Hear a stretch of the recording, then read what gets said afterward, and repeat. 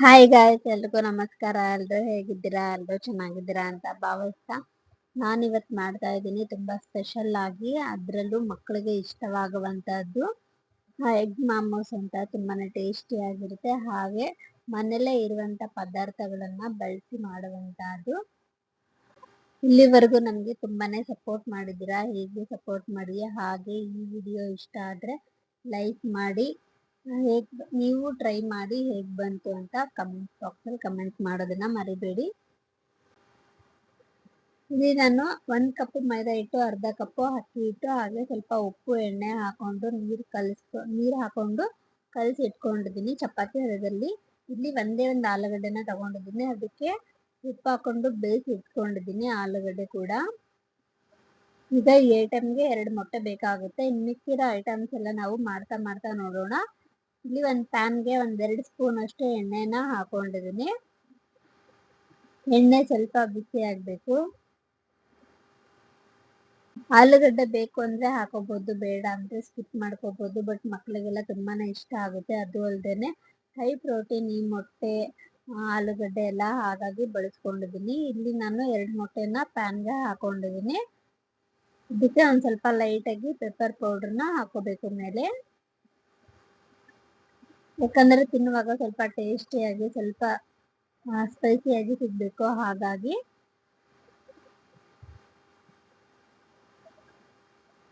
ಸ್ವಲ್ಪ ರುಚಿಗೆ ತಕ್ಕಷ್ಟು, ಮೊಟ್ಟೆಗೆ ಎಷ್ಟು ಬೇಕೋ ಅಷ್ಟು ಮಾತ್ರ ಉಪ್ಪು ಹಾಕೊಂಡಿದ್ದೀನಿ. ನಾವು ಎಲ್ಲಾ ಪದಾರ್ಥಕ್ಕೂ ಉಪ್ಪು ಹಾಕೊಂಡಿರ್ತೀನಿ. ಅಂದ್ರೆ ನಾನು ಕಲಸಿಟ್ಟಿರುವಂತ ಮೈದಾ ಹಿಟ್ಟು, ಅಕ್ಕಿ ಹಿಟ್ಟಿಗೂ ಕೂಡ ಉಪ್ಪು ಹಾಕೊಂಡಿದ್ದೀನಿ. ಹಾಗೆ ಆಲೂಗಡ್ಡೆ ಬೇಯಿಸ್ಕೊಳ್ಳೋಕ್ಕೂ ಕೂಡ ಉಪ್ಪು ಹಾಕೊಂಡಿದ್ದೆ. ಈಗ ಮೊಟ್ಟೆಗೂ ಕೂಡ ಒಂದ್ ಸ್ವಲ್ಪ ಲೈಟ್ ಆಗಿ ಉಪ್ಪು ಹಾಕೊಂಡಿದ್ದೀನಿ. ಇವಾಗ ಇದನ್ನ 70% ಅಷ್ಟು ಬೇಯಿಸ್ಕೊಂಡ್ರೆ ಸಾಕು, ತುಂಬಾ ಬೇಯಿಸುವ ಅವಶ್ಯಕತೆ ಏನೂ ಇಲ್ಲ. ಪೆಪ್ಪರ್ ಪೌಡ್ರ್ ಹಾಕೋದ್ರಿಂದ ಮೊಟ್ಟೆ ಚುಂಗು ಸ್ಮೆಲ್ ಬರಲ್ಲ, ಹಾಗಾಗಿ ನಾನು ಪೆಪ್ಪರ್ ಪೌಡರ್ನ ಹಾಕೊಂಡಿದ್ದೀನಿ. ಇದು ಒಂದು 70% ಅಷ್ಟು ಫ್ರೈ ಮಾಡ್ಕೋಬೇಕು. ಬರೀ 1 ಆಲೂಗಡ್ಡೆ 2 ಮೊಟ್ಟೆನ ನಾವು ಹಾಕೊಂಡು, ಇಲ್ಲ ಅಂದ್ರೂ ಒಂದು 40 ಮಾಮೋಸ್ನ ನಾನು ಇದರಲ್ಲಿ ಮಾಡಿದ್ದೆ. ತುಂಬಾನೇ ಚೆನ್ನಾಗಿ ಕೂಡ ಬಂದಿತ್ತು.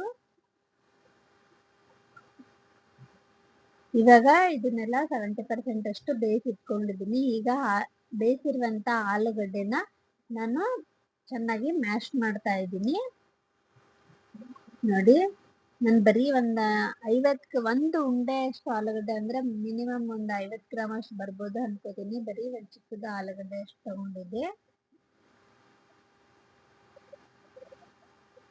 ಇವಾಗ ಇದನ್ನೆಲ್ಲ ಚೆನ್ನಾಗಿ ಮ್ಯಾಶ್ ಮಾಡಬೇಕು.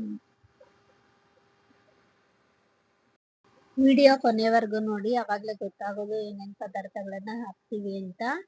ಇಲ್ಲಿ ದಪ್ಪ ಮೆಣಸಿನ್ಕಾಯಿನ ಚಿಕ್ಕದಾಗಿ ಕಟ್ ಮಾಡ್ಕೊಂಡು ಹಾಕೊಂಡಿದ್ದೀನಿ. ಹಾಗೆ ಕ್ಯಾರೆಟ್ ಹಾಕೊಂಡಿದ್ದೀನಿ ಒಂದು ಸ್ವಲ್ಪ, ಅಂದ್ರೆ 1 ಸ್ಪೂನ್ ಅಷ್ಟು ಕ್ಯಾರೆಟ್ ತುರಿನ ಹಾಕೊಂಡಿದ್ದೀನಿ. ಇಲ್ಲಿ 1 ಕಪ್ ಅಷ್ಟು ಈರುಳ್ಳಿ ಚಿಕ್ಕದಾಗಿ ಕಟ್ ಮಾಡ್ಕೊಂಡು ಹಾಕೊಂಡಿದ್ದೀನಿ. ಹಾಗೆ ಒಂದು ಸ್ವಲ್ಪ ಕೊತ್ತಂಬರಿ ಸೊಪ್ಪು ಹಾಕೊಂಡಿದ್ದೀನಿ. ಇಲ್ಲಿ 1/4 ಸ್ಪೂನ್ ಅಥವಾ ಒಂದು ಅರ್ಧ ಸ್ಪೂನ್ ಅಷ್ಟು ಖಾರಕ್ಕೆ ಎಷ್ಟು ಬೇಕೋ ನೋಡ್ಕೊಂಡು ಬ್ಲಾಕ್ ಪೆಪ್ಪರ್ ಪೌಡರ್ನ ಹಾಕೊಂಡಿದ್ದೀನಿ. ಹಾಗೆ ಒಂದು ಅರ್ಧ ಸ್ಪೂನ್ ಅಷ್ಟು ಜೀರಿಗೆ ಪೌಡರ್ ಹಾಕೊಂಡಿದ್ದೀನಿ.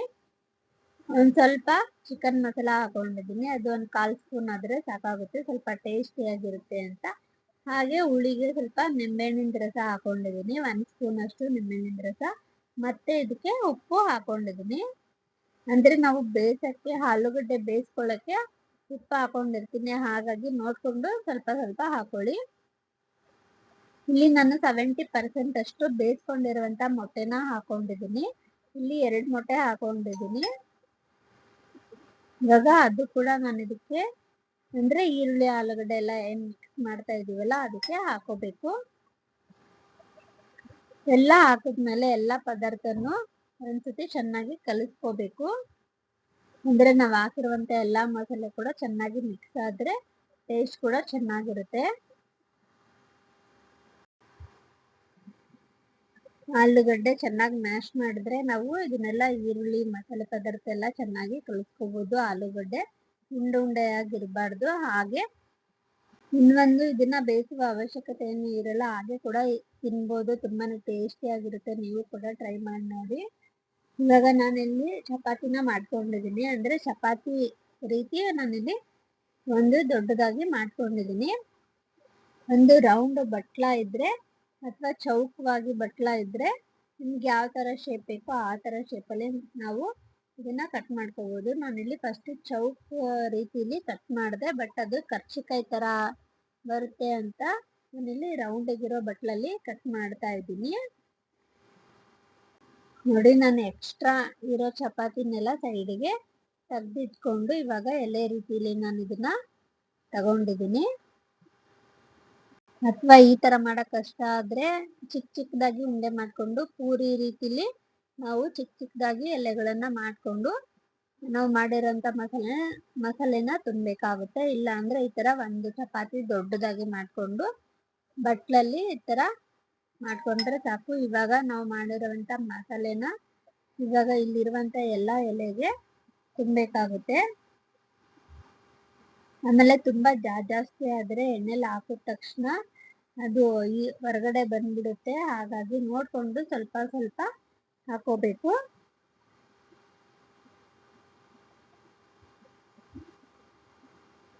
ನೋಡಿ, ಫಸ್ಟ್ ನಾನು ಮಾಡಿರುವಂತ ಚೌಕ ಬಟ್ಲಲ್ಲಿ ಕಟ್ ಮಾಡಿದ್ದೆ, ಹಾಗಾಗಿ ಅದು ಕರ್ಚಿಕಾಯಿ ತರ ಬಂತು.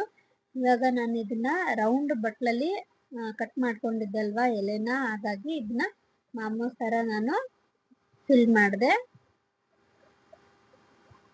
ನಿಮ್ಗೆ ಯಾವ ತರ ಆಕಾರದಲ್ಲಿ ಬೇಕೋ ಆ ತರ ನಾವು ಇದನ್ನ ಮಾಡ್ಕೋಬಹುದು. ತುಂಬಾನೇ ಚೆನ್ನಾಗಿರುತ್ತೆ, ಮಕ್ಳಿಗೆಲ್ಲ ತುಂಬಾ ಇಷ್ಟ ಆಗುತ್ತೆ ಈ ತರ ಮಾಡ್ಕೊಟ್ರೆ.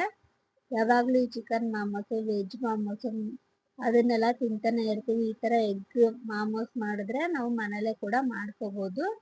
ತುಂಬಾ ಒಂಥರ ವೆರೈಟಿ ಆಗಿ ಚೆನ್ನಾಗಿರುತ್ತೆ. ಮಾಮೋಸ್ ರೀತಿ ನಿಮ್ಗೆ ತುಂಬಾಕ್ಕೆ ಗೊತ್ತಾಗಿಲ್ಲ ಅಂದ್ರೆ ಈ ತರ ವಿಡಿಯೋದಲ್ಲಿ ನೋಡ್ಕೊಂಡು ಕೂಡ ನೀವು ಮಾಡ್ಕೋಬಹುದು. ನೋಡಿ, ಈ ತರ ಲೇಯರ್ ಆಗಿ ಮಡಚ್ಕೊಂಡು ಲಾಸ್ಟ್ ಅಲ್ಲಿ ಒಂದೇ ಲೇಯರ್ ಸ್ವಲ್ಪ ಪ್ರೆಸ್ ಮಾಡ್ಕೊಂಡ್ರೆ ಸಾಕು. ನೋಡಿ, ಈ ತರ ಪ್ರೆಸ್ ಮಾಡ್ಕೊಂಡ್ರೆ ಇದು ತುಂಬಾನೇ ಈಸಿ. ಇವಾಗ ನಾನು ಎಣ್ಣೆ ಬಿಸಿಗೆ ಇಟ್ಕೊಂಡಿದ್ದೆ, ಇವಾಗ ಅದನ್ನ ಒಂದೊಂದೇ ಹಾಕ್ತಾ ಇದ್ದೀನಿ. ಇದನ್ನ ಟೊಮೊಟೊ ಸಾಸ್ ಜೊತೆಗಾದ್ರೂ ತಿನ್ಬೋದು ಅಥವಾ ಪುದೀನ ಚಟ್ನಿ ಕೂಡ ಮಾಡ್ಕೊಂಡು ತಿನ್ಬೋದು. ತುಂಬಾನೇ ಇಷ್ಟ ಆಗುತ್ತೆ. ಹಾಗೆ ಮಕ್ಳಿಗೆ ಕೊಡೋದಾದ್ರೆ ತುಂಬಾ ಇಷ್ಟಪಟ್ಟು ಟೊಮೊಟೊ ಸಾಸ್ ಜೊತೆಗೆ ತಿಂತಾರೆ. ನಮ್ಮನೇಲಿ ಮಕ್ಳಿಗೆ ಯಾವಾಗ್ಲೂ ಏನಾದ್ರೂ ಮಾಡ್ಕೊಡ್ತಾ ಇರ್ಬೇಕು, ಅವಾಗ ಇದನ್ನೆಲ್ಲ ಮಾಡ್ತಾ ಇರ್ತೀನಿ. ನೋಡಿ, ಆಲ್ರೆಡಿ ಒಂದ್ ಟೈಮ್ ಹಾಕಿದ ತಕ್ಷಣ ಅದು ಬೇಗನೆ ಖಾಲಿ ಆಗುತ್ತೆ. ಹಾಗಾಗಿ ಇನ್ನ ಒಂದ್ ಟೈಮ್ ನಾನು ಫುಲ್ ಮಾಮೋಸ್ ರೀತಿಲೇ ಮಾಡ್ಕೊಂಡಿದೀನಿ. ನೋಡ್ತಾ ಇರ್ಬೋದು. ನೋಡಿ, ಈ ತರ ಬಂದ್ಮೇಲೆ ಸ್ವಲ್ಪ ಬ್ರೌನ್ ಕಲರ್ ಬರೋವರೆಗೂ ನಾವು ಫ್ರೈ ಮಾಡ್ಕೊಂಡ್ರೆ ಸಾಕಾಗುತ್ತೆ. ಇದನ್ನ ನೀವು ಟೊಮೊಟೊ ಸಾಸ್ ಜೊತೆಗಾದ್ರೂ ಸರ್ವ್ ಮಾಡ್ಕೋಬಹುದು ಅಥವಾ ಪುದೀನ ಚಟ್ನಿ ಜೊತೆಗಾದ್ರೂ ಸರ್ವ್ ಮಾಡ್ಕೋಬಹುದು. ಇಲ್ಲಾಂದ್ರೆ ಹಾಗೆ ಕೂಡ ತಿನ್ಬೋದು. ತುಂಬಾನೇ ಚೆನ್ನಾಗಿರುತ್ತೆ. ನೀವು ಕೂಡ ಟ್ರೈ ಮಾಡಿ. ಈ ವಿಡಿಯೋ ನಿಮ್ಗೆ ಸ್ವಲ್ಪ ಏನಾದ್ರೂ ಇಷ್ಟ ಆಗಿದೆ ಅಂತ ತಿಳ್ಕೊತೀನಿ. ಇಷ್ಟ ಆಗಿದ್ರೆ ಲೈಕ್ ಮಾಡೋದನ್ನ ಮರಿಬೇಡಿ. ಹಾಗೆ ನನ್ನ ಚಾನಲ್ನ ಸಬ್ಸ್ಕ್ರೈಬ್ ಮಾಡದೆ ನೋಡ್ತಾ ಇದ್ರೆ ಪ್ಲೀಸ್ ಸಬ್ಸ್ಕ್ರೈಬ್ ಮಾಡ್ಕೊಳ್ಳಿ. ನಾನು ಹಾಕುವಂತ ಎಲ್ಲಾ ವಿಡಿಯೋಗೂ ತುಂಬಾನೇ ಸಪೋರ್ಟ್ ಮಾಡ್ತಾ ಇದ್ದೀರಾ. ಹೀಗೆ ಸಪೋರ್ಟ್ ಮಾಡಿ. ನೆಕ್ಸ್ಟ್ ವಿಡಿಯೋದಲ್ಲಿ ಮತ್ತೆ ಸಿಗೋಣ. Thank you so much.